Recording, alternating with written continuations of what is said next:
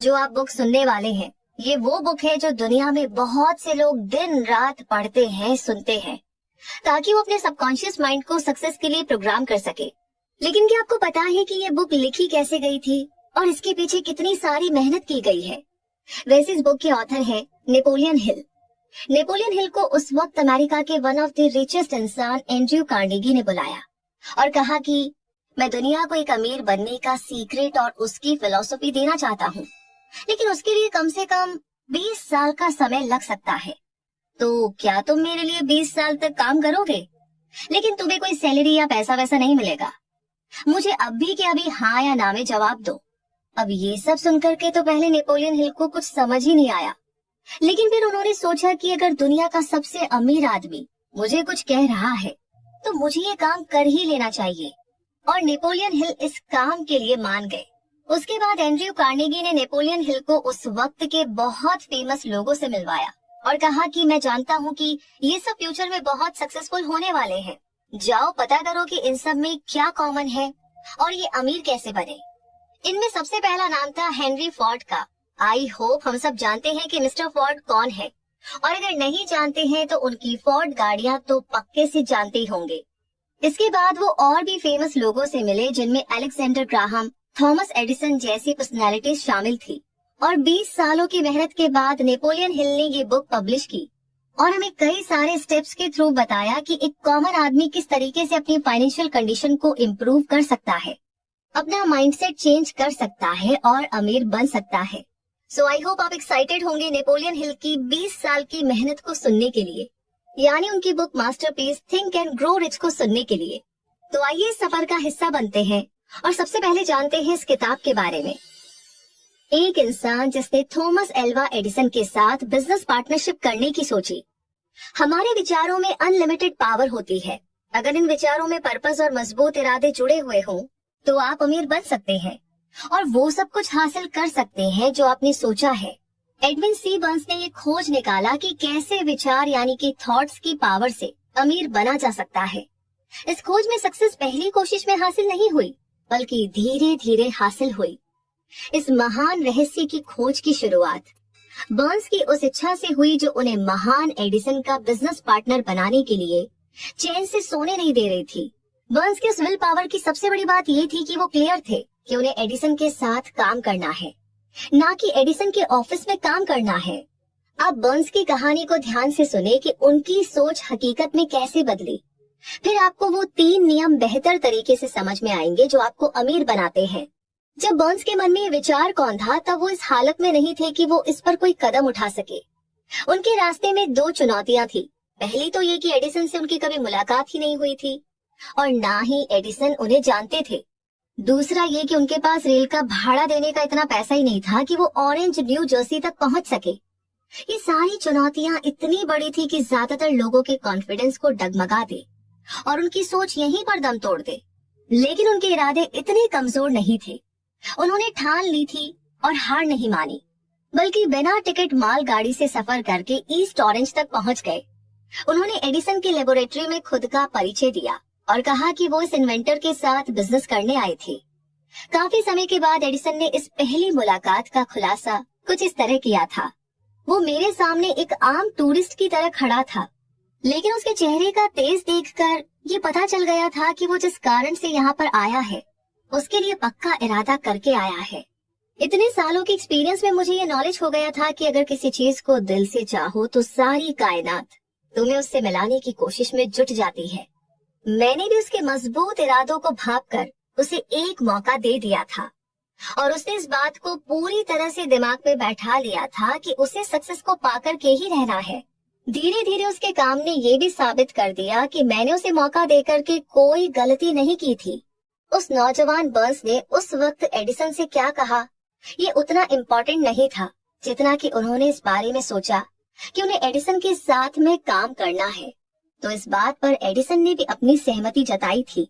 अगर थॉट की पावर की ये बात हर रीडर तक पहुंच जाए तो उन्हें पूरी किताब पढ़ने की कोई जरूरत नहीं है। बर्न्स अपने पहले ही इंटरव्यू के बाद एडिसन के बिजनेस पार्टनर नहीं बन गए थे, बल्कि उन्हें एडिसन के ऑफिस में बहुत ही कम सैलरी में काम करने का मौका दिया गया था। ये काम ऐसा था जो एडिसन के लिए ज्यादा काम का नहीं था और बर्न्स के लिए तो बहुत ही इम्पोर्टेंट था। इस मौके ने बर्न्स को अपने होने वाले पार्टनर को अपनी बिजनेस स्किल दिखाने का मौका दिया था। उनके होने वाले पार्टनर वहां पर उनके काम को परख सकते थे। कई महीने बीत चुके थे पर ऐसा कुछ भी खास नहीं हो रहा था जिससे बर्न्स अपने उस गोल तक पहुंच सके जो उन्होंने अपने दिलो दिमाग में संजो रखा था। पर उनके मन में कुछ ना कुछ ऐसा चल रहा था जिसका रिजल्ट बाद में निकला। पर तब तक वो सबकॉन्शियसली एडिसन के बिजनेस पार्टनर बनने के अपने विचार पर और भी जोर देकर सोचने लगे थे। साइकोलॉजिस्ट ने ये सही कहा है कि जब भी कोई विचार दिमाग पर हावी हो जाए तो वो हकीकत में आपके सामने आ जाता है। बर्न्स पूरी तरह एडिसन के साथ काम करने के लिए तैयार थे और वो तब तक अड़िग खड़े रहे जब तक उन्होंने वो हासिल नहीं कर लिया जिसे वो इतने समय से खोज रहे थे। उन्होंने कभी भी इस बात पर विचार नहीं किया कि इतना परेशान होने की क्या जरूरत है, कुछ नहीं तो चलो सेल्समैन की जॉब आसानी से मिल जाएगी। बल्कि उन्होंने ये विचार किया कि मैं यहाँ पर एडिसन के साथ बिजनेस करने के लिए आया हूँ। मैं तब तक पीछे नहीं हटूंगा जब तक मैं इस मकसद में जीत नहीं जाता, चाहे बची हुई सारी जिंदगी यहीं पर गुजारनी पड़े।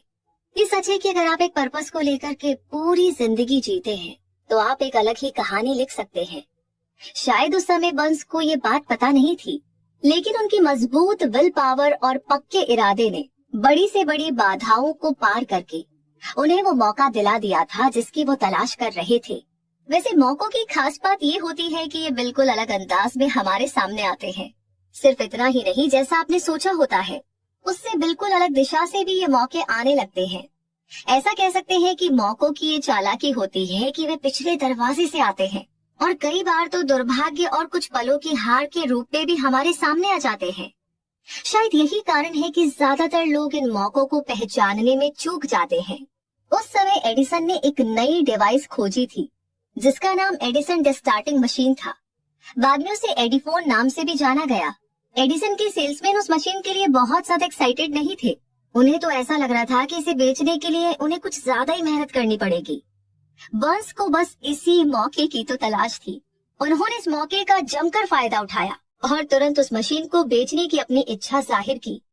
ये वो मशीन थी जिसके लिए दुनिया में सिर्फ दो ही लोग एक्साइटेड थे, एक तो बर्न्स और दूसरा उस मशीन को बनाने वाला। उन्होंने इतने बेहतरीन तरीके से इस मशीन को बेचा कि एडिसन ने बर्न्स को उस मशीन को पूरे देश के मार्केट में डिलीवर करने का कॉन्ट्रैक्ट ही दे दिया। इस बिजनेस की सक्सेस ने इसे एक नया स्लोगन दे दिया, made by Edison and installed by Burns, यानी कि एडिसन ने बनाया और बर्न्स ने लगाया। ये बिजनेस डील इतनी सक्सेसफुल हुई कि इसने बर्न्स को बहुत अमीर बना दिया, पर इससे ज्यादा उन्होंने ये साबित कर दिया कि अगर आप ठान ले तो आप भी अमीर बन सकते हैं। असल में बर्न्स ने कितना पैसा कमाया इसकी सही जानकारी तो नहीं है, पर यह अनुमान है कि उस समय उन्होंने 20 से 30 लाख डॉलर कमाए थे। जो भी अमाउंट रहा हो, ये उस नॉलेज के सामने फीकी पड़ जाती है जिन रूल्स की मदद से, जिन नियमों की मदद से बर्न्स ने वो हासिल किया था जो वो असल में चाहते थे। बर्न्स ने तभी सोच लिया था कि उन्हें एडिसन के साथ पार्टनरशिप करनी है जब उनके पास इसकी शुरुआत करने के लिए कुछ भी नहीं था सिवाय इसके कि वो इस थॉट को और मजबूती के साथ सोचे और इस पर पूरे इरादे के साथ अमल करे जब तक कि वो उसे हासिल न कर ले। उनके पास बिल्कुल भी पैसा नहीं था, वो ज्यादा पढ़े लिखे भी नहीं थे, यहाँ तक कि उनके पास कोई पावर भी नहीं थी, पर उनके पास हिम्मत थी, विश्वास था और विल पावर थी कि वो जीत सकते हैं। इन सभी ताकतों के साथ वो उस महान इन्वेंटर का दायां हाथ बन बैठे। तो आइए अब उस इंसान की कहानी के बारे में जानते हैं जिनके पास अमीर बनने के कई सारे मौके थे, पर उन्होंने अपने गोल से सिर्फ 3 फीट की दूरी पर काम करना बंद कर दिया। थोड़ी हार के कारण कोशिश करना छोड़ देना फेलियर का सबसे आम कारण होता है। हर किसी को कभी न कभी इस गलती का एहसास जरूर से होता है। आरयू डोबी, जो कि बाद में देश के सक्सेसफुल इंश्योरेंस एजेंट बने, वो अपने अंकल की कहानी बताते हैं कि उस समय लोग सोने यानी कि गोल्ड के पीछे पागल थे। तब उनके अंकल पर भी औरों की तरह सोने का भूत सवार हो गया था और वो वेस्ट की तरफ सोना खोजने और अमीर बनने के लिए निकल पड़े। शायद उन्होंने कभी ये सुना ही नहीं था कि हमारा दिमाग सोने का सबसे बड़ा मैन्युफैक्चरर है, ना कि जमीन। वो खुदाई करने के लिए निकल पड़े। बेशक ये काम बहुत मुश्किल था, लेकिन वो ठान कर गए थे। कई हफ्तों की मजदूरी के बाद उन्हें एक चमचमाता हुआ मेटल दिखाई दिया। उन्हें इस मेटल को बाहर निकालने के लिए मशीन की जरूरत पड़ी। जिसके लिए वो तुरंत अपने घर विलियम्सबर्ग मैरीलैंड वापस आ गए। अपने रिश्तेदारों और पड़ोसियों को इस कामयाबी के बारे में बताया। उनकी बातों ने सबको मंत्र मुग्ध कर दिया था और सभी ने मिलकर के पैसा इकट्ठा किया और उस मशीन को खरीदकर उसी खान में भेज दिया। डर्बी और उसके अंकल फिर से उसी खान में काम करने पहुंच गए। जब उस चमचमाती मेटल के पहले बैच को गलाने और उसे प्योर करने के लिए भेजा गया तो उसका रिजल्ट देखकर उन्हें इस बात का विश्वास हो गया कि कोलोराडो की सबसे बड़ी खान उनके पास ही है। उनकी उम्मीदें तूफान की तरह दिन ब दिन बढ़ती ही जा रही थी। तभी अचानक कुछ ऐसा हुआ कि उस सोने की खान से सोना गायब ही हो गया। वे दुखी और निराशा के चरम पर पहुंच गए। उन्हें उस खान में कहीं सोना दिखा ही नहीं। उन्होंने सोने के सिरे यानी कि उसकी टिप को ढूंढने की बहुत कोशिश की, लेकिन उनके हाथ कुछ नहीं लगा और अंत में उन्होंने उस मशीन को बेच देने का फैसला ले लिया। वो एक कबाड़ी को कुछ $100 में उस मशीन को बेचकर घर वापस आ गए। आपने सुना होगा कि कुछ कबाड़ी सच में बेवकूफ होते हैं, पर वो आदमी उनमें से नहीं था। उसने दिमाग लगाया और एक माइनिंग इंजीनियर को वो खान दिखाने के लिए बुलाया। उसने ये देख करके अनुमान लगाया कि सोने का सिरा सिर्फ 3 फीट नीचे पाया जा सकता है, जहाँ पर डर्बी और उसके अंकल ने खुदाई रोक दी थी। और हकीकत में हुआ भी वही। वो कबाड़ी उस खान से निकले मेटल की वजह से करोड़पति बन गया था, क्योंकि वो जानता था कि किसी काम को छोड़ने के पहले किसी एक्सपर्ट की राय लेना जरूरी होता है। उस मशीन को खरीदने के लिए रिश्तेदारों और पड़ोसियों से पैसा लिया गया था, जिसका पेमेंट डर्बी ने किया था, क्योंकि उन लोगों को उस नौजवान पर विश्वास था। डर्बी को उस मशीन का पैसा चुकाने में कई साल लग गए। इतना नुकसान होने के बाद वो इस गेम से तब निकल पाए जब वो एक इंश्योरेंस कंपनी में एजेंट बने और उन्हें पता लगा कि थॉट की पावर के दम पर सोना बनाया जा सकता है। वो उस घटना को भूले नहीं थे जिसने उनकी जिंदगी बदल दी। उन्होंने असीम दौलत हासिल करने से सिर्फ 3 फीट की दूरी पर कोशिश करना छोड़ दिया था। डर्बी को उस एक्सपीरियंस से बहुत फायदा हुआ। उन्हें पता चल गया था कि किसी की ना का मतलब ना ही हो, ये जरूरी नहीं है। उन्होंने अपने काम को बीच में छोड़ने की आदत को हमेशा हमेशा के लिए छोड़ दिया और ये तय कर लिया कि उन्हें कोशिश तब तक करनी है जब तक सोना ना मिल जाए, यानी जब तक इंसान हाँ ना कह दे। सक्सेस का रास्ता कुछ पलों के फेलियर से होकर गुजरता है। ज्यादातर लोग काम को बीच में ही एक फेलियर के बाद छोड़ देते हैं। उन्हें पता होना चाहिए कि फेलियर सिर्फ कुछ देर का इंतजार है, हार नहीं। अमेरिका के लगभग 500 सक्सेसफुल लोगों ने ये स्वीकार किया है कि उन्हें सक्सेस तब मिली जब हार उनके बिल्कुल करीब थी। तो फेलियर इस मामले में बहुत ही चालाक होती है। वो लोगों के मन को भटकाने के लिए अक्सर तभी आती है जब सक्सेस बहुत ही करीब होती है। हार्ड नॉक्स यूनिवर्सिटी से डिग्री लेने के कुछ दिनों के बाद मिस्टर डर्बी ने इंश्योरेंस एजेंट के रूप में काम करना शुरू कर दिया, क्योंकि उन्हें सोने की खान वाले किस्से से ये पता लग गया था कि जरूरी नहीं कि ना का मतलब ना ही हो। एक दोपहर वो अपने अंकल के गेहूं पीसने वाली पुरानी मशीन मिल में बैठे हुए थे। उनके अंकल के पास बहुत जमीन थी, जिसके आसपास उन खेतों में काम करने वाले मजदूर रहा करते थे। डर्बी को बैठे हुए कुछ ही देर हुई थी कि तभी धीरे से दरवाजा खुला और एक मजदूर की छोटी सी बच्ची अंदर घुस आई और दरवाजे के ठीक बगल में खड़ी हो गई। अंकल ने उसकी ओर देखा और बड़ी तेजी से गुर्राते हुए बोले, तुझे क्या चाहिए? उस बच्ची ने बड़ी मासूमियत से जवाब दिया, मेरी मम्मी ने अपने 50 सेंट मंगाए हैं, मैं नहीं दूंगा। अंकल ने चिल्लाते हुए कहा, दफा हो जाओ यहाँ से। तो उस लड़की ने जवाब दिया, ठीक है, और वो कहीं नहीं गई। फिर अंकल अपने काम पर लग गए और काम में इतना मसरूफ हो गए कि उन्हें पता ही नहीं चला कि वो लड़की अभी भी खड़ी थी। कुछ देर के बाद जब उन्होंने पलटकर देखा तो उस बच्ची को खड़ा पाया। वो फिर से चिल्लाए, जाती हो यहाँ से या फिर मैं भगाऊं?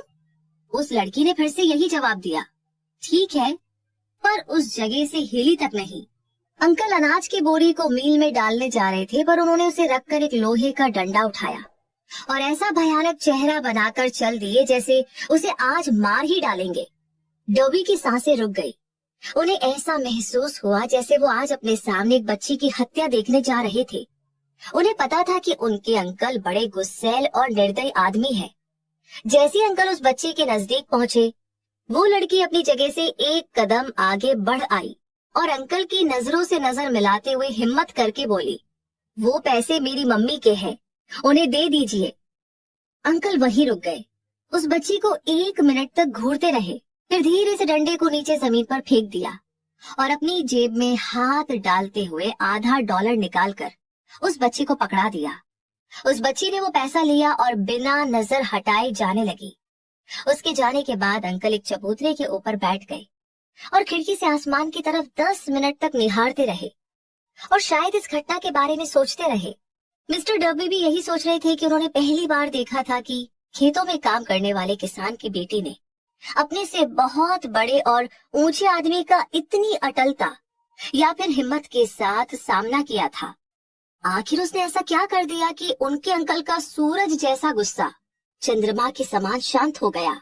इस बच्ची के पास आखिर ऐसा कौन सा जादू था जो उसने इतने बड़े आदमी पर चला दिया? डर्बी का दिमाग इन्हीं सवालों के चारों तरफ घूम रहा था, पर उन्हें कोई ठीक ठाक जवाब नहीं मिला। जानते हो कि डर्बी ने उस अनोखी घटना के बारे में ऑथर को उसी पुरानी मील में ले जाकर बताया था, ठीक उसी जगह पर जहां उनके अंकल बैठकर खिड़की के बाहर झांकते हुए आसमान की तरफ देख रहे थे। हम लोग उसी पुरानी मील में खड़े थे जो अब किसी काम की नहीं रह गई थी, और डर्बी फिर से उसी को दोहराते हुए सवाल कर बैठे, आखिर उस बच्ची के पास ऐसी कौन सी खास ताकत थी जिसने मेरे अंकल के इरादों को एकदम से बदल दिया? इस सवाल का जवाब इसी किताब में एक प्रिंसिपल के रूप में बताया गया है। अपने दिमाग को चौकन्ना कर लीजिए और ये पढ़ने की कोशिश कीजिए कि आखिर वो कौन सी एक्स्ट्रा ऑर्डिनरी पावर थी जिसने उस बच्ची का बचाव किया था। अगले चैप्टर में आपको इस अनलिमिटेड पावर की एक झलक दिखाई देगी। इस बुक में कहीं ना कहीं आपको ये पता लग जाएगा कि इस असीम शक्ति का अपने फायदे और जरूरत के लिए कैसे इस्तेमाल करना है। ये एक अकेले थॉट के रूप में भी आ सकता है या फिर किसी प्लान या फिर मकसद के रूप में भी। फिर से आपको अपने अतीत में जाना पड़ सकता है जब आपने कुछ खोया था, आप हताश हुए थे। अब इस शक्ति को जानने के बाद आप वो चीज फिर से हासिल कर सकते हैं जो आपने खोया था। मैंने डर्बी को यह बताया कि उस बच्चे ने अनजाने में ही उस शक्ति का इस्तेमाल किया था। तभी मिस्टर डर्बी के मन में उनके 30 साल के सक्सेसफुल इंश्योरेंस एजेंट का रास्ता एक एक करके फिल्म की तरह चल पड़ा।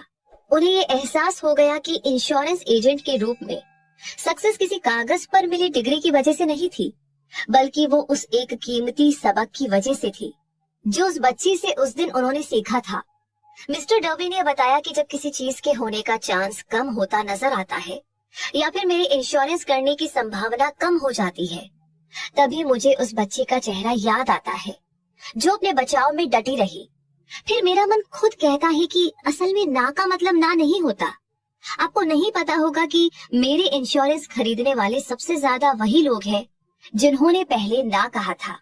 उन्होंने याद किया कि वो गोल्ड हासिल करने से सिर्फ 3 फीट पहले ही रुक गए थे, पर उस एक्सपीरियंस ने उन्हें सक्सेसफुल होना सिखा दिया था। उसने डर्बी को ये सिखा दिया कि सक्सेस उसे नहीं मिलती जो उसके लिए कोशिश करते हैं, बल्कि सक्सेस उसे मिलती है जो सक्सेस पाने तक कोशिश करते हैं। मिस्टर डर्बी और उनके अंकल, उस मजदूर की बेटी और सोने की खान, ये तीनों कहानियां बेशक हर उस इंसान को पढ़नी चाहिए जो लाइफ इंश्योरेंस एजेंट के रूप में अपनी जिंदगी संवारना चाहता है। उन सभी के लिए ऑथर मिस्टर डर्बी के वे 2 एक्सपीरियंस बताते हैं जिन्होंने इंश्योरेंस की वजह से हर साल उन्हें 10 लाख से ज्यादा डॉलर कमाने की ताकत दी थी। जिंदगी अजीब है और आसान भी। कभी उतार मिलता है, कभी चढ़ाव, कभी सक्सेस हाथ लगती है तो कभी फेलियर, कभी खुशियां मिलती है तो कभी निराशा, पर इन सभी से हमें कुछ ना कुछ सीखने को जरूर मिलता है। डर्बी को ही देख लीजिए, सिर्फ 2 लाइन ने उनकी पूरी जिंदगी बदल दी। असल में उन्होंने उस फेलियर को ऐसे ही नहीं जाने दिया, बल्कि उसके बारे में सोचा और उसमें से उन्हें जीवन के कुछ रहस्य मिले। लेकिन मुश्किल ये है कि कोई फेल होना चाहता ही नहीं है। लोगों को पता होना चाहिए कि फेलियर के एक्सपीरियंस से ही सक्सेस का दरवाजा खुलता है। कई बार फेलियर ही हार को जीत में बदलने का एक्सपीरियंस देती है। यही सिखाती है कि आखिर बाजीगर कैसे बना जाए। तो इससे पहले कि हम उन 3 प्रिंसिपल्स की ओर बढ़े, आपको ये सुझाव बड़े ध्यान से सुनना चाहिए कि जब लोग अमीर बनना शुरू करते हैं तो वे इतनी ही स्पीड से आगे बढ़ते हैं कि लोग उन्हें देखते ही रह जाते हैं और मन में ये सोचते हैं कि इतने साल ये कहाँ छुपा हुआ था।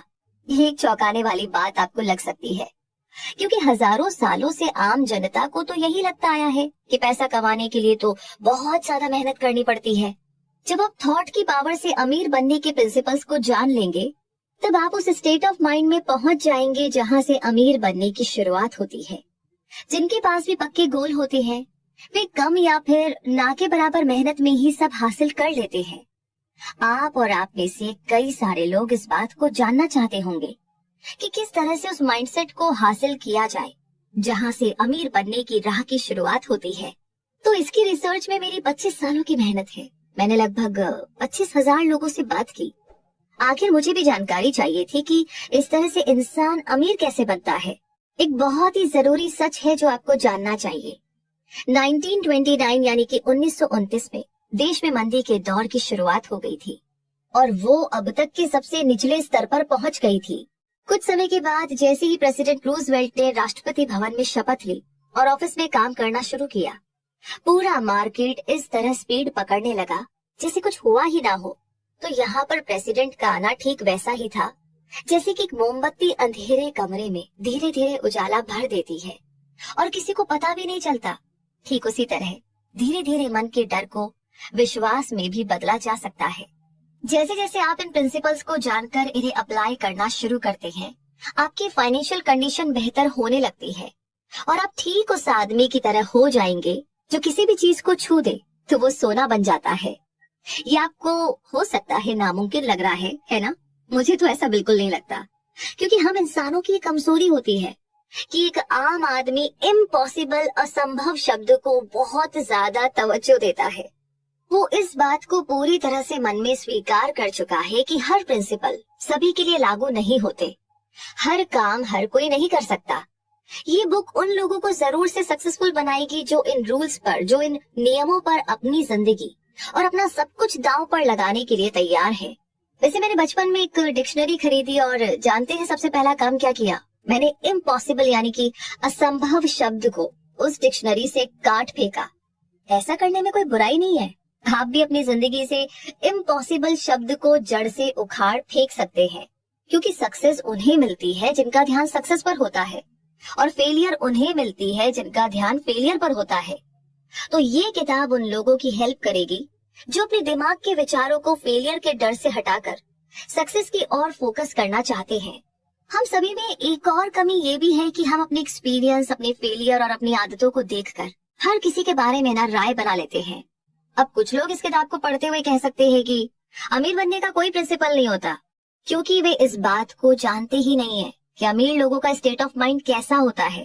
भाई आखिर उनकी पूरी जिंदगी गरीबी, कंजूसी और फेलियर में जो गुजारी है। लाखों लोग हेनरी फोर्ड की सक्सेस को सिर्फ इत्तेफाक या फिर लक मानते हैं, लेकिन ऐसा नहीं है।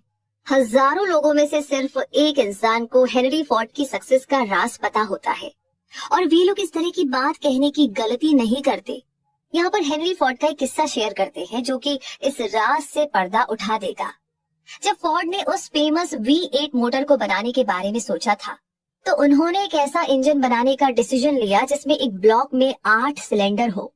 ये डिजाइन पेपर पर तो बन गई थी, और जब इसे प्रैक्टिकल में एक इंजन का रूप देने की बारी आई तो सभी इंजीनियर्स ने हाथ खड़े कर लिए।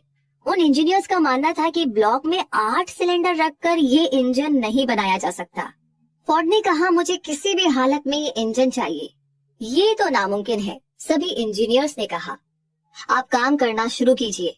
फोर्ड ने कहा, चाहे जितना भी वक्त लग जाए, आप तब तक लगे रहिए जब तक कि सक्सेसफुल नहीं हो जाते। इंजीनियर्स ने काम करना शुरू किया।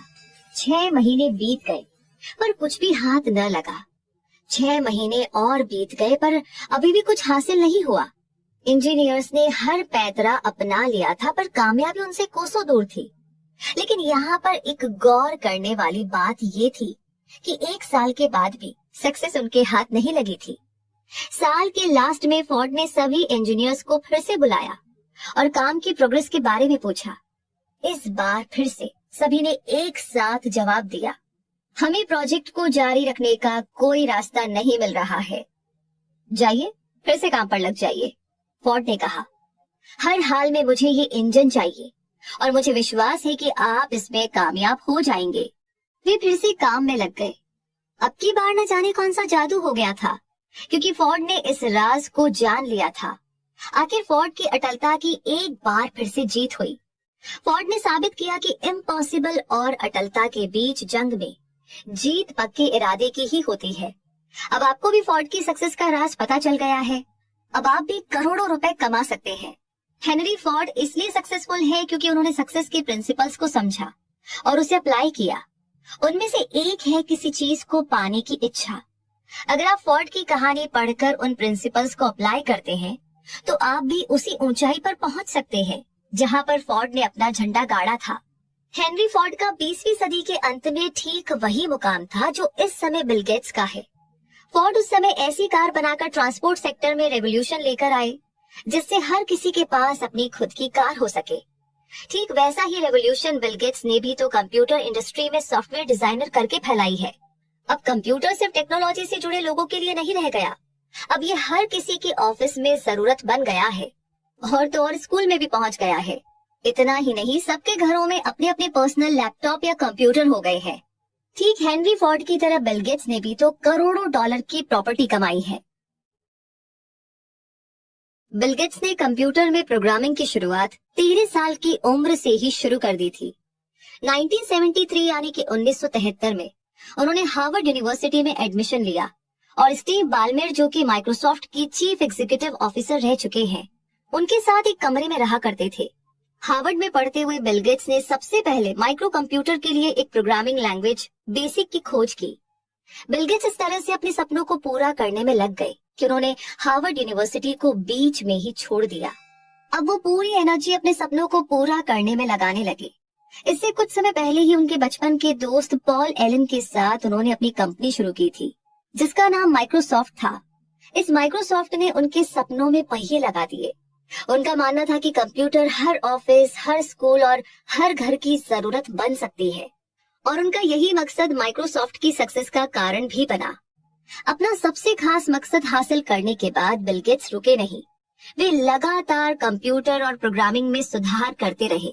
सबसे कमाल की बात ये थी कि उन्होंने सिर्फ प्रोग्रामिंग के फील्ड में ही काम नहीं किया, बल्कि वे दुनिया के सबसे बड़े दान पुण्य करने वाली ऑर्गेनाइजेशन को भी चलाते हैं जिसमें उनकी मददगार उनकी पत्नी मेलिंडा है।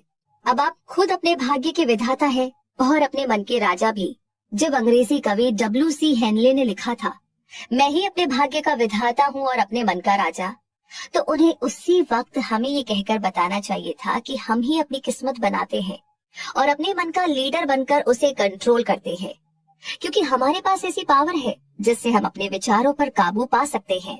उन्हें ये भी बताना चाहिए था कि ये आकाश, धरती, चांद और इस धरती में रह रहे जानवर या फिर चल रहे लोग, सभी चीजें एनर्जी हैं, जो सबसे बड़ी एनर्जी फील्ड से बंधी हुई है, जिसे हम असीम शक्ति यानी अनलिमिटेड पावर कह सकते हैं।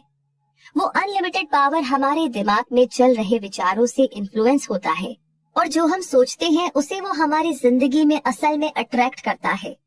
अगर कवि ने इस सच का ज्ञान उस समय करा दिया होता तो हमें पता चल जाता कि हम अपने भाग्य के विधाता और मन के राजा क्यों हैं। उन्हें ये जोर देकर बताना चाहिए था कि यूनिवर्स की अनलिमिटेड पावर इस बात को नहीं जानती कि आप जो सोच रहे हैं वो अच्छा है या बुरा। वो उन विचारों को सच बना देती है जो आप सोच रहे हैं। इससे उसे कोई लेना देना नहीं है कि वो आपके लिए बुरे हैं या अच्छे हैं। कवि को ये भी बताना चाहिए था कि हमारे मन में जब कोई विचार हावी हो जाता है तो वो एक चुंबक की तरह काम करने लगता है और अपने जैसे सिचुएशन, लोग और चीजों को अपनी ओर चुंबक की तरह अट्रैक्ट करता है। उन्हें बताना चाहिए था कि इससे पहले कि हम अमीर बने, हमारे मन को चुंबक की तरह काम करना शुरू कर देना चाहिए। और ये तभी मुमकिन है जब हमारे मन में अमीर बनने का थॉट पूरी तरह से हावी हो जाए और हमारा मन सिर्फ अमीर बनने के बारे में ही सोचने लगे, तभी हमारे प्लान सक्सेसफुल हो पाएंगे।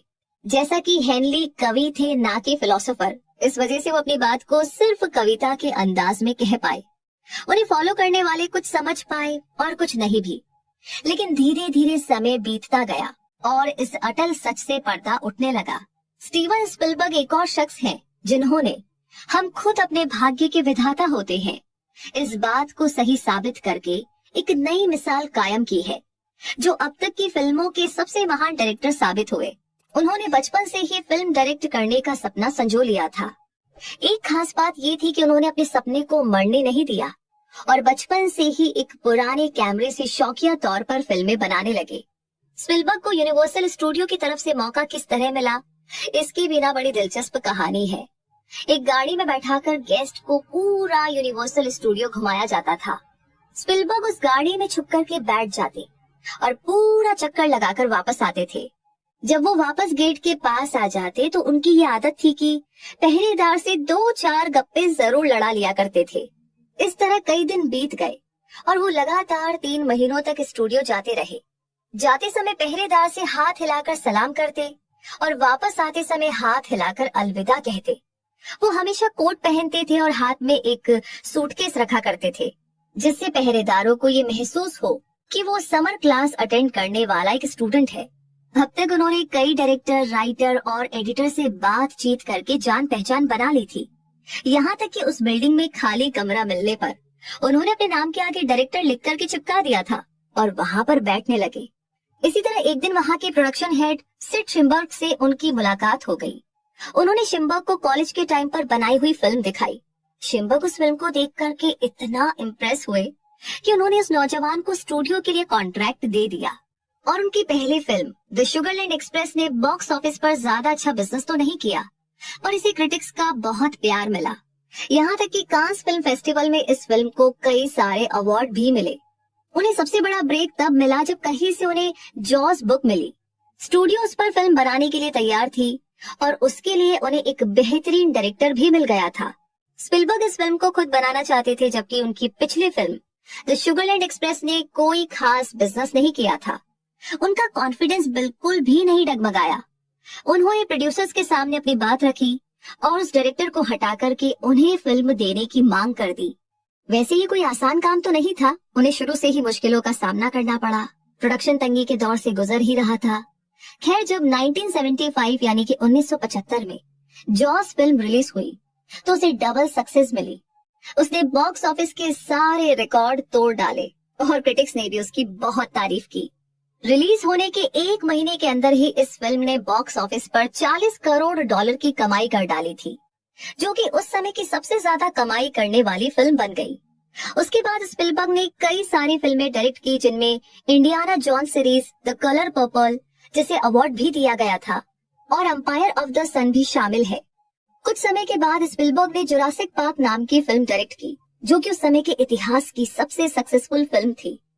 ये स्पिलबर्ग की तीसरी फिल्म थी जिसने सारे रिकॉर्ड तोड़ डाले।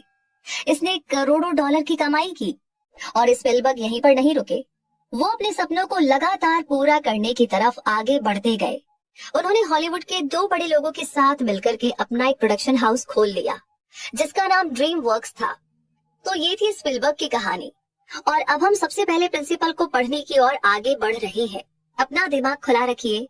आपको बता देते हैं कि ये प्रिंसिपल किसी एक इंसान की जिंदगी से नहीं बनाए गए हैं, बल्कि 500 ऐसे अमीरों के एक्सपीरियंस से बनाए गए हैं जो गरीबी में पले बढ़े और जिन्हें ज्यादा पढ़ने का मौका भी नहीं मिल पाया था, और फिर भी उन्होंने दुनिया में अपना परचम फहराया। तो आगे जिस नियम की हम बात करेंगे वो बहुत मुश्किल नहीं है, बहुत आसान है। हमें यकीन है कि आप इसे अप्लाई कर सकते हैं। इससे पहले कि हम अगले चैप्टर की तरफ बढ़े, मैं आपको बताना चाहूंगी कि इसमें 2 ऐसे लोगों की जिंदगियों की कहानियां हैं जिन्होंने अपनी जिंदगी में बड़े कमाल के चेंजेस किए थे। तो यहाँ पर ऑथर बताना चाहते हैं कि ये दोनों ही लोग उनके काफी करीब है। एक उनका करीबी दोस्त है जिसे वो 25 सालों से जानते हैं, और दूसरा उनका बेटा है। इन 2 लोगों की आश्चर्यचकित कर देने वाली सक्सेस के बारे में अगले चैप्टर में बताए गए प्रिंसिपल का बड़ा योगदान रहा है। और इस चैप्टर में हम बात करेंगे विल पावर की। सक्सेस की ओर पहला कदम, अमीर बंदी की ओर पहला कदम। जब एडविन सी बर्न्स उस ऑरेंज न्यू जर्सी में मालगाड़ी से उतरे तो उनके दिमाग में बिल्कुल भी नहीं आया कि वो सिर्फ एक गेस्ट है, बल्कि वो एक राजा की तरह महसूस कर रहे थे। तब उन्होंने थॉमस एल्वा एडिसन के ऑफिस की ओर रुख किया तो उनका मन काम पर लग गया था। उन्होंने मन ही मन खुद को एडिसन के सामने खड़ा पाया। उन्होंने देखा कि एडिसन उन्हें जिंदगी भर का जुनून और इच्छा पूरा करने के लिए अपने साथ काम करने का मौका दे रहे हैं। बर्न्स की इच्छा सिर्फ एक उम्मीद नहीं थी, ना ही सिर्फ एक साधारण सी इच्छा थी, बल्कि वो तो इससे भी कहीं ज्यादा थी। ये पैशन था जिसके लिए वो कुछ भी कर गुजरने को तैयार थे। पता है सबसे बड़ी बात क्या थी? उन्होंने मन में ये ठान लिया था कि उन्हें तो ये हासिल करना ही है।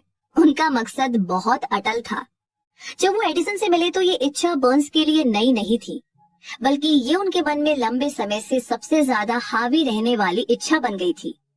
हो सकता है कि शुरुआत में ये इच्छा सिर्फ एक इच्छा ही रही हो, पर जब वो एडिसन के सामने खड़े हुए तो वो सिर्फ एक इच्छा नहीं थी, बल्कि उससे कहीं ज्यादा मजबूत और अटल थी। कुछ सालों के बाद वो फिर से उसी ऑफिस में एडिसन के सामने खड़े हुए जहां वो पहली बार मिले थे।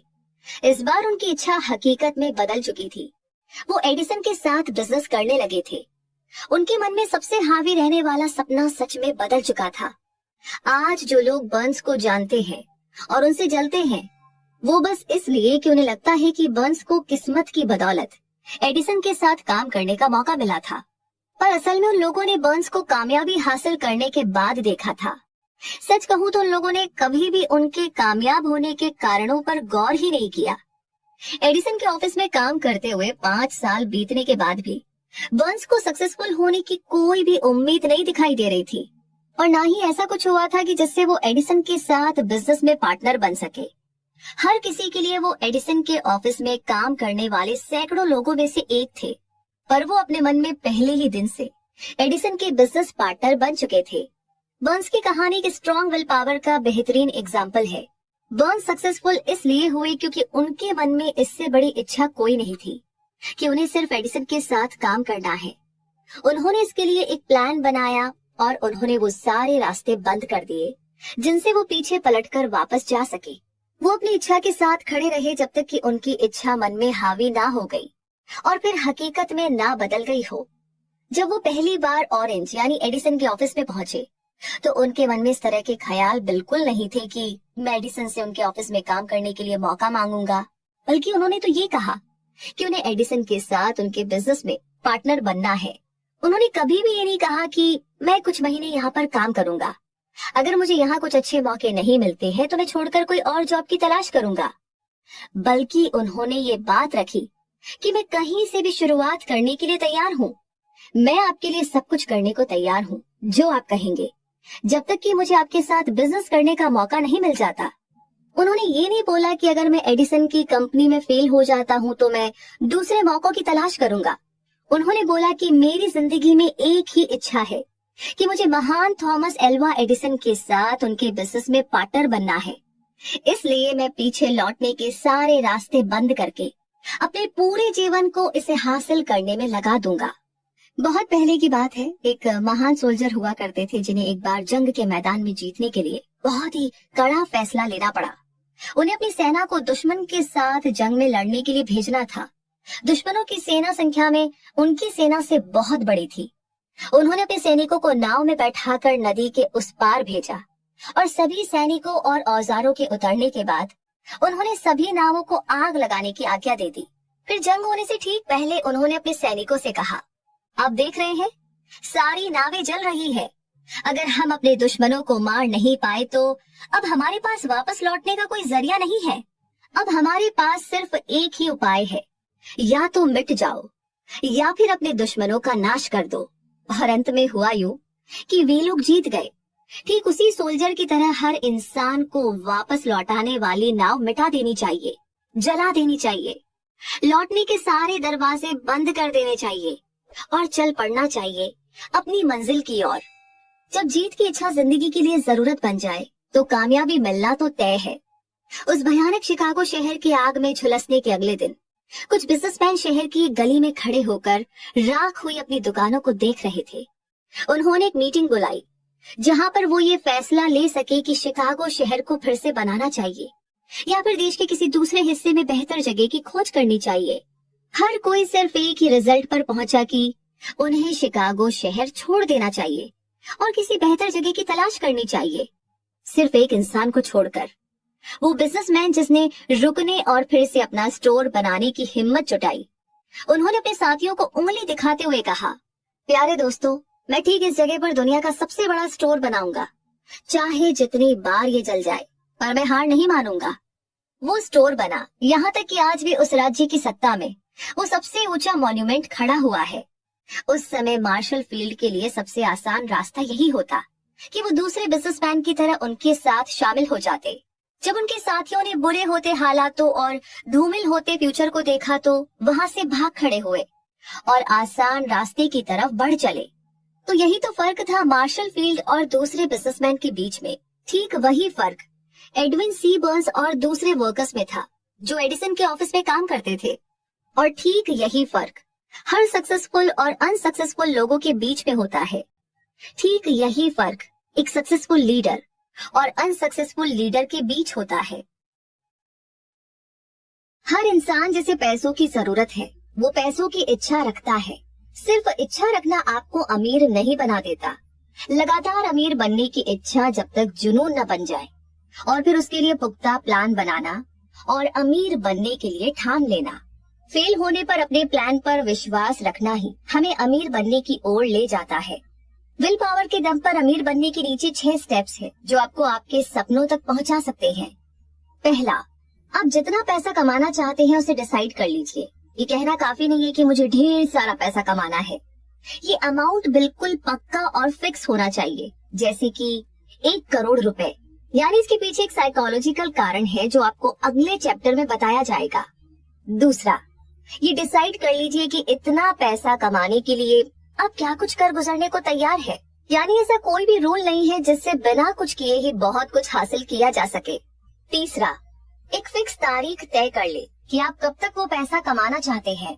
चौथा, अपने पैसा कमाने की इच्छा के लिए एक प्लान तैयार कर ले और तुरंत शुरुआत करें। इससे फर्क नहीं पड़ता कि आप अभी तैयार हैं या नहीं। पांचवा, एक कागज पर साफ तौर पर ये सब कुछ लिख लीजिए कि आप कितना पैसा कमाना चाहते हैं, कौन सी तारीख और इसके बदले में आप क्या कर गुजरने को तैयार हैं। और अपने प्लान को भी लिख लीजिए जिसके सहारे आप वो फिक्स अमाउंट कमाने जा रहे हैं। छठा, अपने लिखे हुए सेंटेंस को दिन में 2 बार पढ़े। एक बार रात में सोने से पहले और एक बार सुबह जागने के बाद। जैसे जैसे आप पढ़े तो उसे अपनी नजरों के सामने देखिए, महसूस करें और इस बात पर विश्वास करें कि वो पैसा आपको मिल चुका है।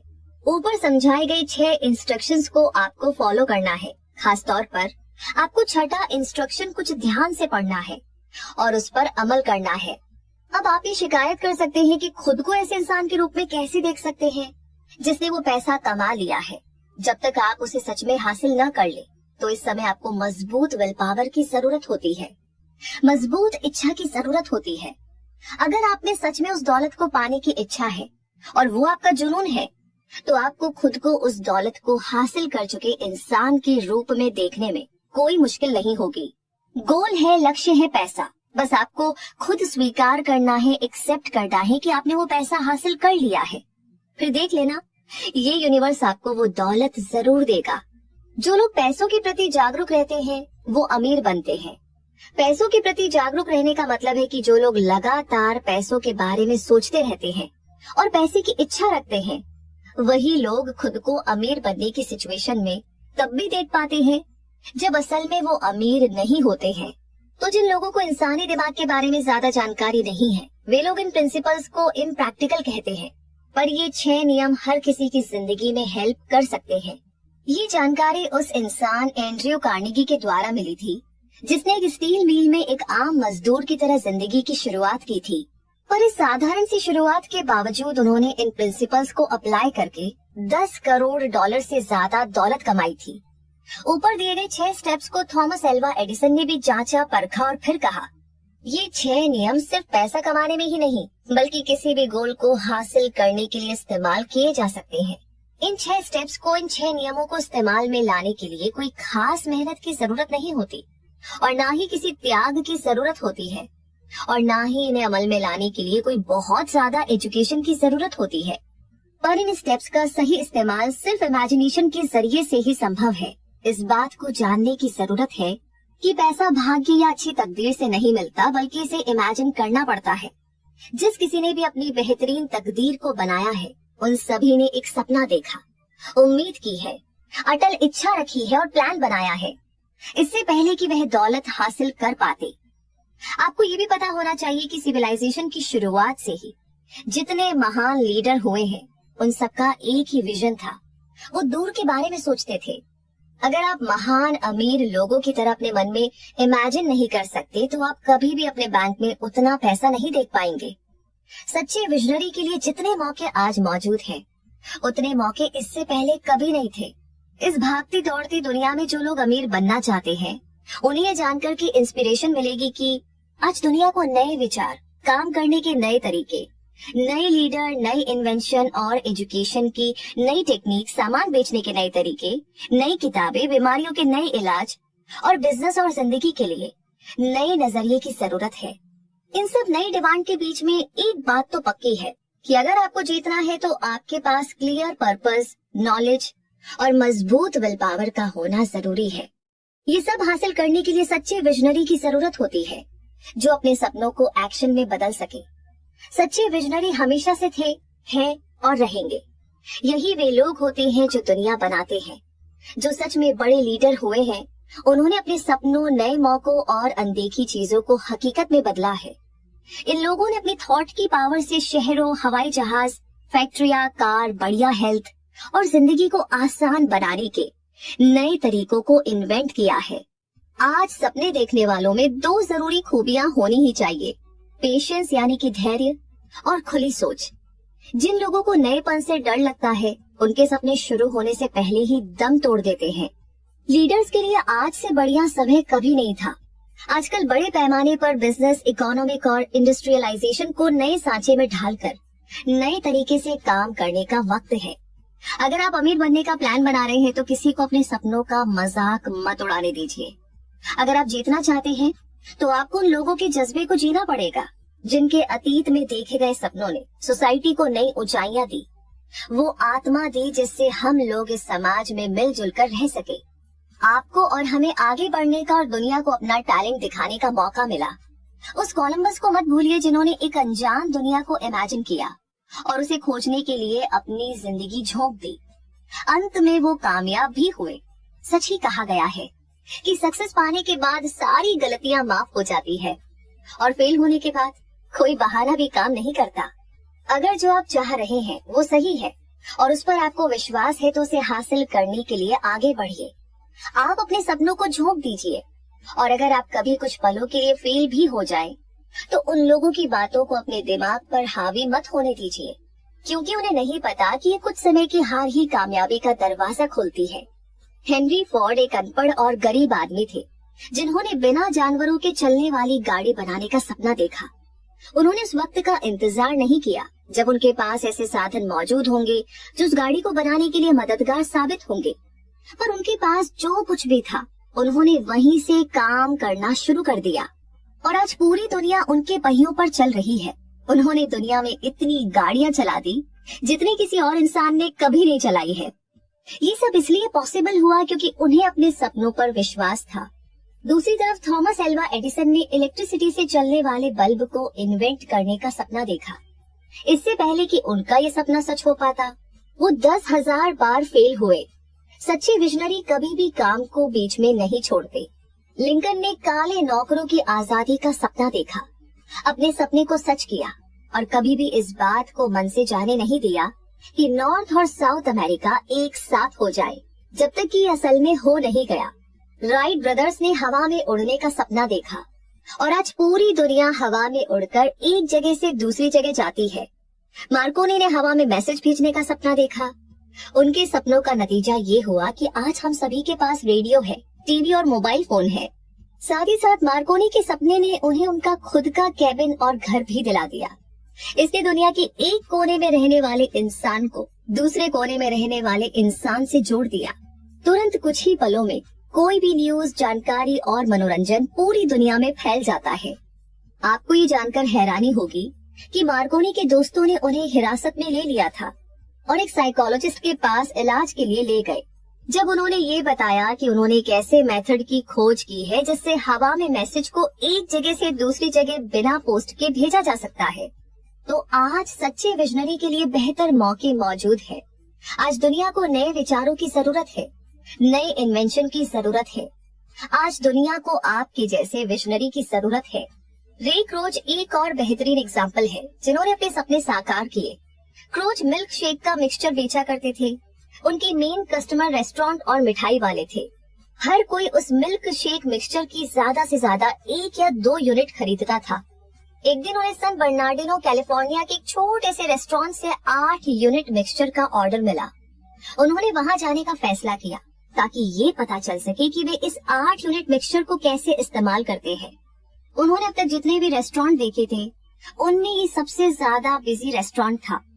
उसके मालिक मैकडोनल्ड ब्रदर्स ने बहुत ही लिमिटेड मेन्यू बनाया था, जिसमें हैमबर्गर, चीज बर्गर, फ्रेंच फ्राइज, शेक और कोल्ड ड्रिंक शामिल थे, और वो उसे आसपास के एरिया में बहुत ही कम दाम पर बेचते थे। क्रोच को यहाँ एक मौका दिखा और उन्होंने सोचा कि अगर इस रेस्टोरेंट की चेन खोल दी जाए तो ज्यादा प्रोडक्शन होगा, जिससे बहुत कमाई की जा सकती है। शायद पैसों का अंबार ही लग जाए। उन्होंने मैकडोनल्ड ब्रदर्स के सामने इस आइडिया का प्रपोजल रखा और उन्होंने हामी भर दी। कुछ ही सालों में मैकडोनल्ड देश का सबसे बड़ा फूड रेस्टोरेंट ही नहीं बना, बल्कि इसने फास्ट फूड इंडस्ट्री की भी शुरुआत कर दी। फिर क्रोच ने इस चेन को आगे बढ़ाकर पूरी दुनिया में फैला दिया और दुनिया के सबसे अमीर लोगों की लिस्ट में शामिल हो गए। तो कुल मिलाकर के पूरी दुनिया में मौकों की अब कमी बिल्कुल भी नहीं है। किसी भी तरह के सपने का पहला कदम मजबूत विल पावर होता है। सपने लापरवाही, आलस और एम्बिशन की कमी में जन्म नहीं लेते, और न ही अब दुनिया सपने देखने वालों का मजाक उड़ाती है, और न ही ये कहती है कि ये इम्प्रैक्टिकल है। जिन लोगों को भी आज मनचाही सक्सेस मिली है, वे लोग बुरी शुरुआत और कई धड़कन रोक देने वाली मुश्किलों से जरूर गुजरे होते हैं। उनकी जिंदगी में छप्पर फाड़कर कामयाबी तभी मिलती है जब वे गरीबी और मुसीबत के दौर से गुजर रहे होते हैं। जॉन बनियान को जब धर्म पर अपनी राय रखने के लिए जेल में डाल दिया गया था, उसके बाद ही उन्होंने द पिलग्रिम्स प्रोग्रेस बुक लिखी थी। रिश्तों के टूट जाने के बाद कई लोग नशे में डूबने लगते हैं और अपनी जिंदगी बर्बाद कर लेते हैं। वो इसलिए कि ज्यादातर लोगों ने कभी ये सीखने की कोशिश ही नहीं की कि सबसे मजबूत भावनाओं को किसी क्रिएटिव स्वभाव में कैसे बदला जाता है। जैसे कि हेलेन केलर जन्म से ना सुन सकती थी, ना बोल सकती थी और ना ही देख सकती थी। अपने इस दुर्भाग्य के बावजूद उनका नाम इतिहास में सुनहरे अक्षरों से लिखा हुआ है। उनकी पूरी जिंदगी इस बात का सिंबल है कि किसी भी इंसान की हार तब तक नहीं होती जब तक वो उसे स्वीकार नहीं कर लेता।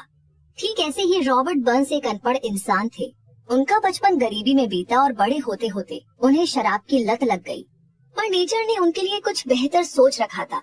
उन्होंने अपने सुंदर विचारों से कविताएं लिखना शुरू किया, जो किसी का भी दिल जीत लेती थी और समा बांध देती थी। कविताएं लिखने का उनका एक मकसद था, दुनिया में बुराई हटाकर अच्छाई फैलाना। फिल्मों में बड़ी सक्सेस भी उन्हें नए गोल बनाने से नहीं रोक सकी। उन्होंने अपने लिए नए गोल बनाए और बिजनेस करने की ओर बढ़ने लगे। उन्होंने अपना पैसा फिक्स्ड प्रॉपर्टी में लगाया, एक रेस्टोरेंट की चेन की शुरुआत की, जिसने इन्हें अरबपतियों की लिस्ट में लाकर खड़ा कर दिया था। उन्होंने जिस चीज को भी छुआ वो सोना बन गया। वो कामयाब होते चले गए। फिर उन्होंने समाज की मदद करनी चाहिए, जिस कारण वो देश के कई दूर दराज इलाकों में गए, छोटे शहरों में गए और वहां पर उन्होंने बच्चों और नौजवानों को हिंसा और अपराध को छोड़कर, ड्रग्स, शराब और गुंडागर्दी को ना कहकर पढ़ने लिखने को बढ़ावा देने के लिए आवाज उठाई। उन्होंने कई ऑर्गेनाइजेशन में एक एक्टिव लीडर की भूमिका निभाई, जिससे लोग फिजिकल फिटनेस पर ध्यान दे सके। बुकर टी वॉशिंगटन का जन्म गुलामी के दौर में हुआ था। वे जाति और रंग से नीची जाति के थे। वो शांत, हर टॉपिक पर खुले विचार रखने वाले और सपने देखने वाले इंसान थे। उन्होंने सभी तरह की जातियों में अपनी अच्छी इमेज बना ली थी। बीथोवन सुन नहीं सकते थे, मिल्टन देख नहीं सकते थे, लेकिन जब तक ये दुनिया रहेगी उनके नाम भी सुनहरे अक्षरों में ऐसे ही लिखे जाते रहेंगे, क्योंकि उन्होंने सपने देखे और उन्हें साकार किया। जब उन्हें कॉनन द बारबेरियन फिल्म में लीड रोल मिला, इस फिल्म सीरीज ने उन्हें हॉलीवुड का सबसे ज्यादा पैसे लेने वाला हीरो बना दिया था। 2003 में श्वार्ज़नेगर पॉलिटिक्स में आए और उन्हें कैलिफोर्निया का गवर्नर चुन लिया गया। आप श्वार्ज़नेगर की जिंदगी से बहुत कुछ सीख सकते हैं। आपकी जिंदगी सिर्फ एक ही फील्ड के लिए सीमित नहीं है। अर्नोल्ड ने भी अपना जीवन सिर्फ बॉडी बिल्डिंग के फील्ड में ही झोंक दिया होता तो वो भी बहुत सक्सेसफुल हो जाते, पर उन्होंने इससे कहीं ज्यादा का सपना देखा। उन्होंने ऊंचे गोल सेट किए जिनमें चुनौतियां थी और उन्हें हासिल किया। उन्होंने अपनी पिछली सक्सेस से मिली सीख को बेकार नहीं जाने दिया और उसका हर एरिया में इस्तेमाल किया। अर्नोल्ड की तरह आप भी अपने क्रिटिक से डरिए मत। क्रिटिक ने उनकी पहली फिल्म में उनकी बहुत बुराई की थी, लेकिन उन्होंने हार नहीं मानी और अपना काम जारी रखा। इसी अटलता ने उन्हें हॉलीवुड के सबसे ज्यादा पैसे लेने वाले हीरो की लिस्ट में शामिल कर लिया था। तो उम्मीद, विश्वास, हिम्मत और पेशेंस की पावर को मन में पूरे तरीके से बैठा लीजिए। अगर आपके पास ये माइंडसेट होगा और इन प्रिंसिपल्स के काम करने के बारे में ढंग से पता होगा और आप इन्हें फॉलो कर रहे हैं, तो ये समझ लीजिए कि आप वो सब हासिल करने के लिए तैयार हैं जो आप चाहते हैं। सिर्फ किसी चीज की इच्छा रखने और उसे हासिल करने के लिए तैयार होने में फर्क होता है। किसी भी इंसान का मन उस चीज को तब तक हासिल करने के लिए तैयार नहीं होता जब तक उसका मन पूरी तरह से ये विश्वास न कर ले कि उसे वो चीज मिल चुकी है। ये माइंडसेट विश्वास का होता है, ना कि सिर्फ उम्मीद और इच्छा का। इस तरह का विश्वास पाने के लिए आपका मन किसी भी तरह के इन्फ्लुएंस से आजाद होना चाहिए। किसी चीज की तरफदारी करना या पहले से कुछ मान लेना आपके अंदर इच्छा, हिम्मत और विश्वास जगा नहीं सकते। गरीबी, कंजूसी, इन सब को हासिल करने से ज्यादा कोशिश खुशियां और सक्सेस को हासिल करने के लिए नहीं करनी पड़ती है। वैसे एक महान कवि ने अपनी कविता में सही कहा है, मैंने पैसे के लिए जिंदगी से सौदेबाजी की और जिंदगी आपको उससे ज्यादा नहीं देगी। मैंने शाम को भीख मांगा, फिर मुझे मिले कुछ सिक्कों को गिनने बैठ गया। जीवन ABS एक एम्प्लॉयर है, वो आपको वो देता है जो आप मांगते हैं, पर एक बार आपने औकात नाप ली, उसके बदले आपको बहुत काम करना पड़ेगा। मैंने एक नौकर भाड़े पर लिया, सिर्फ ये जानने के लिए कि वो कितना निराश है। मुझे पता चला कि मैंने भगवान से कुछ भी मांगा होता तो उन्होंने राजी खुशी से दे दिया होता। मैरी के ऐश, जो कि मैरी के कॉस्मेटिक के फाउंडर है, उन्होंने अपनी और दुनिया भर में अपनी कंपनी में काम करने वाले, जो कि अब कुल मिलाकर के 25,000 है, कंसल्टेंट्स की सक्सेस का राज सेल्फ कॉन्फिडेंस बताया। उनका ये करियर 1 साल पहले शुरू हुआ था, जब उन्होंने स्टेनली होम प्रोडक्ट्स में काम करना शुरू किया था। उन्होंने कई बार इस बात को स्वीकार किया है कि तब अपने इस काम के पहले साल में वो कामयाब नहीं हो पाई थी और इस काम को छोड़ देना चाहती थी। पर उनकी सोच तब बदली जब उन्होंने स्टैनली सेल्स के सेमिनार में हिस्सा लिया।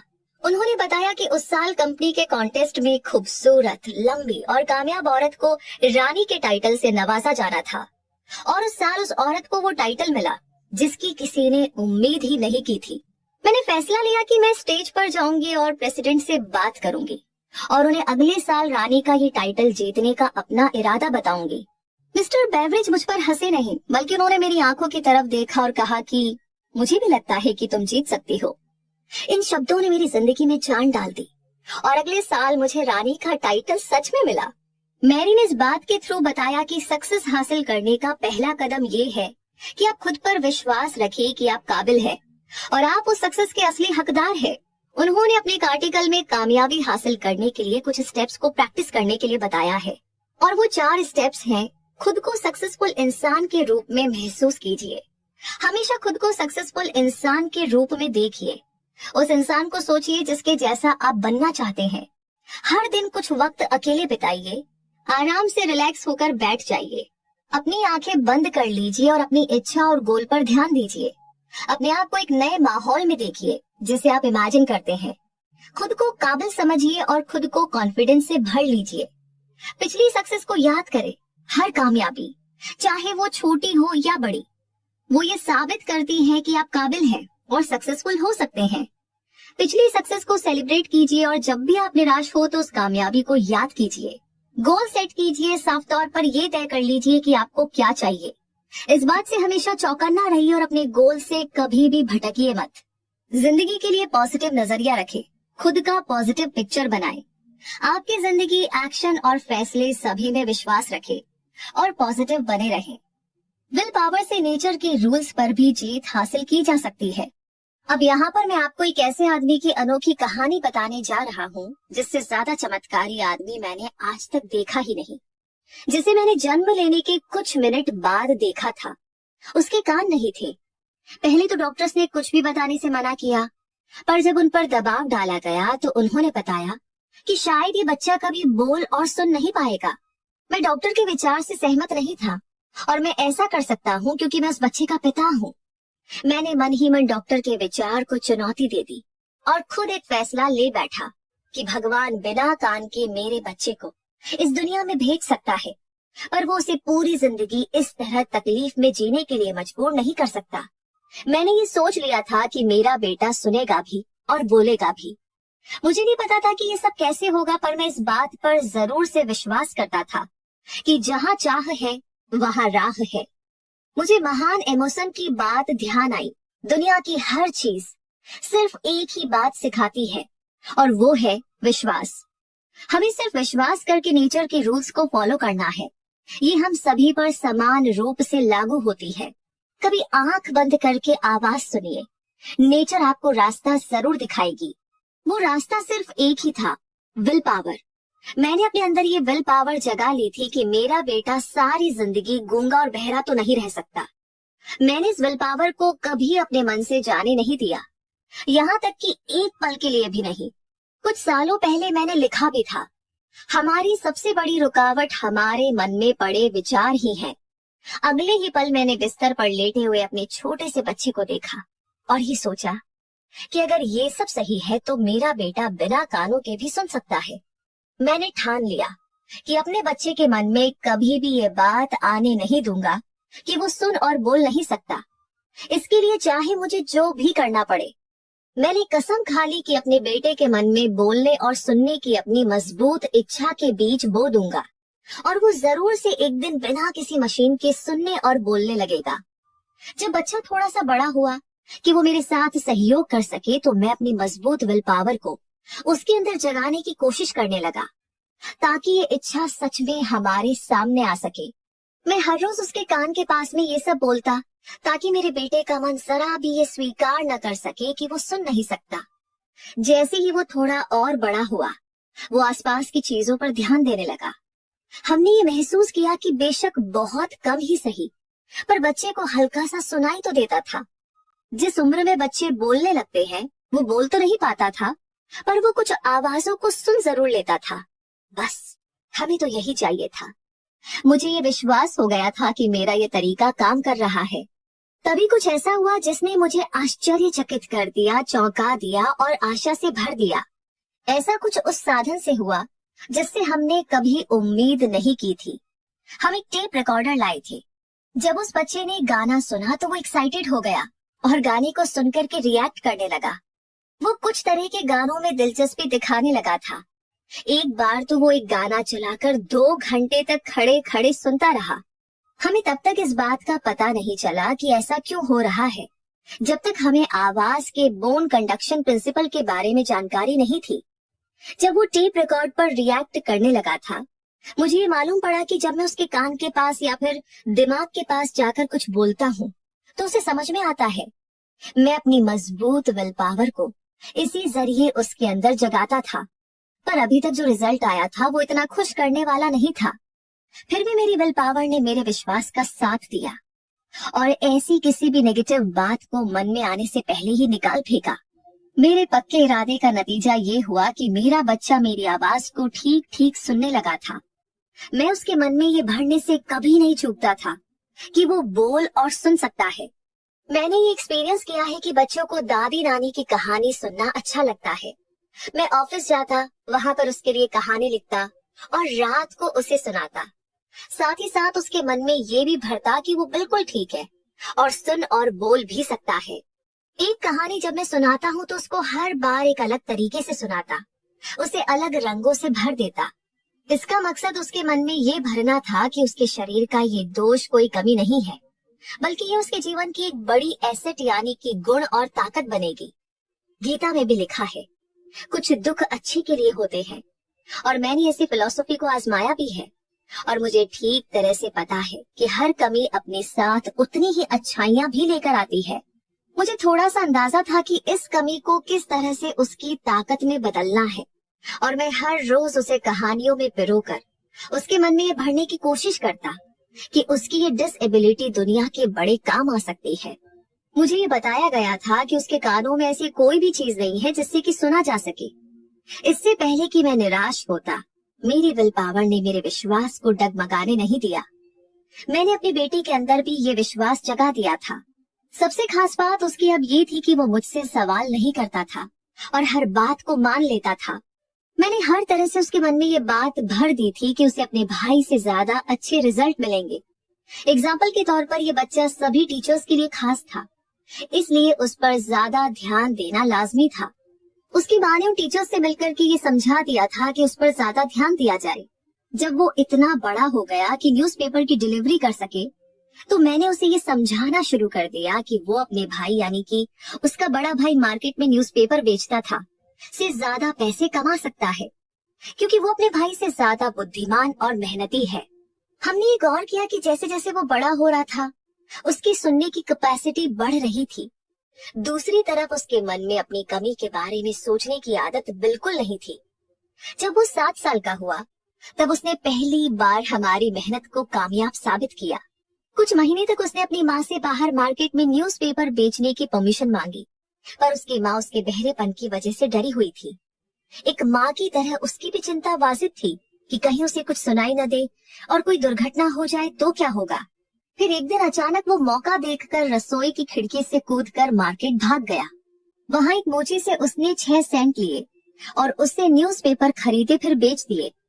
एक बार जब वो न्यूज़पेपर बेच चुका तो उसने दोबारा पेपर खरीदा और बेचा, और ये उसने तब तक किया जब तक कि शाम ना हो गई। फिर उसने वापस आते समय मोची को उसके 6 सेंट वापस कर दिए। अंत में उसने देखा कि आज उसने कितने सेंट कमाए थे। जब हम लोग घर पहुंचे तो वो अपने कमरे में बिस्तर पर सो रहा था। उसने अपनी मुट्ठी में सारे पैसे दबा रखे थे। उसकी माँ ने मुट्ठी खोली तो सिक्के एकदम से गिर पड़े। वो अपने बेटे की पहली कमाई पर भावुक होकर रोने लगी, जबकि मेरा रिएक्शन उल्टा था।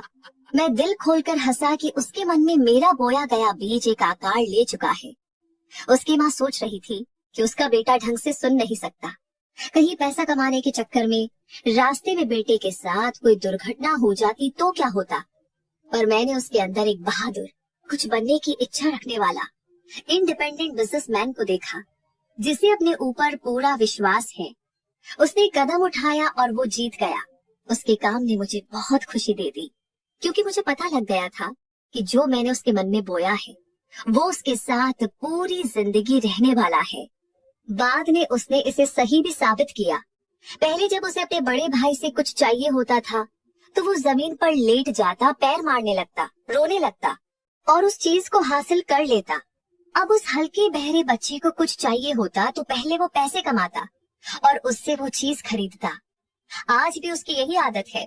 मेरे बच्चे ने मुझे ये सबक सिखाया कि एक अपाहिज इंसान अपने सामने पड़े पत्थरों को एक रुकावट के रूप में न लेकर उनसे सीढ़ियां बनाकर अपनी मंजिल तक पहुंच सकता है। वो छोटा बहरा बच्चा हाई स्कूल और ग्रेजुएशन तक पहुंच गया, जबकि उसे तब तक सुनाई नहीं देता था जब तक उसके टीचर उसके पास आकर जोर से न बोले। हमने उसे गूंगे बहरों के स्कूल में नहीं भेजा। हम नहीं चाहते थे कि वो साइन लैंग्वेज सीखे। हम चाहते थे कि वो एक नॉर्मल इंसान की तरह अपनी जिंदगी गुजारे, और इसके लिए हमने पक्का मन बना लिया था। ये इतनी आसानी से नहीं हुआ, बल्कि हमें स्कूल के लोगों से इस मामले में काफी बहस भी करनी पड़ी। जब वो क्लास 10th में था, तब उसने एक कान में ठीक से सुनाई देने के लिए एक मशीन लगाई, पर उसका कोई फायदा नहीं हुआ, क्योंकि जब वो 6 साल का था तो शिकागो के रहने वाले डॉक्टर जे जॉर्डन विल्सन ने बच्चे के एक सर के एक हिस्से का ऑपरेशन किया था। उन्होंने पाया कि उसके कान में ऐसा कोई भी नेचुरल ऑर्गन नहीं है जिससे कि सुना जा सके। अपने कॉलेज के अंतिम दिनों में, यानी कि ऑपरेशन के 18 सालों बाद, कुछ ऐसा हुआ जो उसकी जिंदगी का टर्निंग पॉइंट साबित हुआ। उसे एक ऐसी इलेक्ट्रॉनिक मशीन मिल गई जिससे सुनाई देने में आसानी हो, जो उसने ट्रायल के लिए मंगाई थी। उसे उस मशीन का इस्तेमाल करने में उतनी दिलचस्पी नहीं थी, क्योंकि उसने पहले भी एक ऐसी मशीन का इस्तेमाल करने की कोशिश की थी, पर कामयाब नहीं हो पाया था। अंत में उसने उस डिवाइस को उठाया और यूं ही कान में लगा लिया, और ये क्या, सामने वाले इंसान की तरह आवाज सुनने की उसकी इच्छा सच हो गई। उसने पहली बार इस तरह से आवाज सुनी थी जिस तरह से कोई भी नॉर्मल इंसान सुनता है। भगवान अपने अजूबे बड़े चमत्कारी ढंग से करता है। वो आज बहुत खुश था। उस मशीन ने उसकी दुनिया ही बदल दी थी। वो अपनी मम्मी का फोन उठाने के लिए तुरंत दौड़ पड़ा और बड़े आराम से उसने पहली बार ठीक से अपनी मम्मी की आवाज सुनी। अगले दिन उसने पहली बार अपने प्रोफेसरों की ढंग से आवाज सुनी, पहली बार रेडियो सुना और पहली बार फिल्म के डायलॉग भी सुने। जिंदगी में पहली बार वो लोगों की नॉर्मल आवाज में बातें सुन सकता था। लोगों को जोर से नहीं बोलना पड़ रहा था। उसे ऐसा लग रहा था जैसे वो दूसरी दुनिया में आ गया हो। हमने नेचर की गलती को अपने मजबूत विल पावर की वजह से रिजेक्ट कर दिया था। इस दुनिया में मौजूद इकलौते उपाय से हमने नेचर को उसकी गलती सुधारने के लिए मजबूर कर दिया था। विल पावर ने अपना काम कर दिया, पर यह काम अभी पूरा नहीं हुआ था। अभी भी लड़के को इस डिसएबिलिटी को एक ताकत में बदलना बाकी था। उन्होंने कई बार इस बात को स्वीकार किया है कि तब अपने इस काम के पहले साल में वो कामयाब नहीं हो पाई थी और इस काम को छोड़ देना चाहती थी। पर उनकी सोच तब बदली जब उन्होंने स्टैनली सेल्स के सेमिनार में हिस्सा लिया। उन्होंने बताया कि उस साल कंपनी के कॉन्टेस्ट में खूबसूरत, लंबी और कामयाब औरत को रानी के टाइटल से नवाजा जाना था और उस साल उस औरत को वो टाइटल मिला जिसकी किसी ने उम्मीद ही नहीं की थी। मैंने फैसला लिया कि मैं स्टेज पर जाऊंगी और प्रेसिडेंट से बात करूंगी और उन्हें अगले साल रानी का ये टाइटल जीतने का अपना इरादा बताऊंगी। मिस्टर बेवरेज मुझ पर हंसे नहीं, बल्कि उन्होंने मेरी आंखों की तरफ देखा और कहा कि मुझे भी लगता है कि तुम जीत सकती हो। इन शब्दों ने मेरी जिंदगी में जान डाल दी और अगले साल मुझे रानी का टाइटल सच में मिला। मैरी ने इस बात के थ्रू बताया कि सक्सेस हासिल करने का पहला कदम ये है कि आप खुद पर विश्वास रखिए कि आप काबिल है और आप उस सक्सेस के असली हकदार हैं। उन्होंने अपने एक आर्टिकल में कामयाबी हासिल करने के लिए कुछ स्टेप्स को प्रैक्टिस करने के लिए बताया है और वो 4 स्टेप्स हैं। खुद को सक्सेसफुल इंसान के रूप में महसूस कीजिए। हमेशा खुद को सक्सेसफुल इंसान के रूप में देखिए। उस इंसान को सोचिए जिसके जैसा आप बनना चाहते हैं। हर दिन कुछ वक्त अकेले बिताइए। आराम से रिलैक्स होकर बैठ जाइए। अपनी आंखें बंद कर लीजिए और अपनी इच्छा और गोल पर ध्यान दीजिए। अपने आप को एक नए माहौल में देखिए जिसे आप इमेजिन करते हैं। खुद को काबिल समझिए और खुद को कॉन्फिडेंस से भर लीजिए। पिछली सक्सेस को याद करें। हर कामयाबी, चाहे वो छोटी हो या बड़ी, वो ये साबित करती है कि आप काबिल हैं और सक्सेसफुल हो सकते हैं। पिछली सक्सेस को सेलिब्रेट कीजिए और जब भी आप निराश हो तो उस कामयाबी को याद कीजिए। गोल सेट कीजिए। साफ तौर पर ये तय कर लीजिए कि आपको क्या चाहिए। इस बात से हमेशा चौकन्ना रहिए और अपने गोल से कभी भी भटकिए मत। जिंदगी के लिए पॉजिटिव नजरिया रखें। खुद का पॉजिटिव पिक्चर बनाएं। आपकी जिंदगी, एक्शन और फैसले सभी में विश्वास रखें और पॉजिटिव बने रहें। विल पावर से नेचर के रूल्स पर भी जीत हासिल की जा सकती है। अब यहाँ पर मैं आपको एक ऐसे आदमी की अनोखी कहानी बताने जा रहा हूँ जिससे ज्यादा चमत्कारी आदमी मैंने आज तक देखा ही नहीं, जिसे मैंने जन्म लेने के कुछ मिनट बाद देखा था। उसके कान नहीं थे। पहले तो डॉक्टर्स ने कुछ भी बताने से मना किया, पर जब उन पर दबाव डाला गया तो उन्होंने बताया कि शायद ये बच्चा कभी बोल और सुन नहीं पाएगा। मैं डॉक्टर के विचार से सहमत नहीं था और मैं ऐसा कर सकता हूँ क्योंकि मैं उस बच्चे का पिता हूँ। मैंने मन ही मन डॉक्टर के विचार को चुनौती दे दी और खुद एक फैसला ले बैठा कि भगवान बिना कान की मेरे बच्चे को इस दुनिया में भेज सकता है, पर वो उसे पूरी जिंदगी इस तरह तकलीफ में जीने के लिए मजबूर नहीं कर सकता। मैंने ये सोच लिया था कि मेरा बेटा सुनेगा भी और बोलेगा भी। मुझे नहीं पता था कि ये सब कैसे होगा, पर मैं इस बात पर जरूर से विश्वास करता था कि जहाँ चाह है वहाँ राह है। मुझे महान इमोशन की बात ध्यान आई। दुनिया की हर चीज सिर्फ एक ही बात सिखाती है और वो है विश्वास। हमें सिर्फ विश्वास करके नेचर के रूल्स को फॉलो करना है। ये हम सभी पर समान रूप से लागू होती है। कभी आंख बंद करके आवाज सुनिए। नेचर आपको रास्ता जरूर दिखाएगी। वो रास्ता सिर्फ एक ही था, विल पावर। मैंने अपने अंदर ये विल पावर जगा ली थी कि मेरा बेटा सारी जिंदगी गूंगा और बहरा तो नहीं रह सकता। मैंने इस विल पावर को कभी अपने मन से जाने नहीं दिया, यहाँ तक कि एक पल के लिए भी नहीं।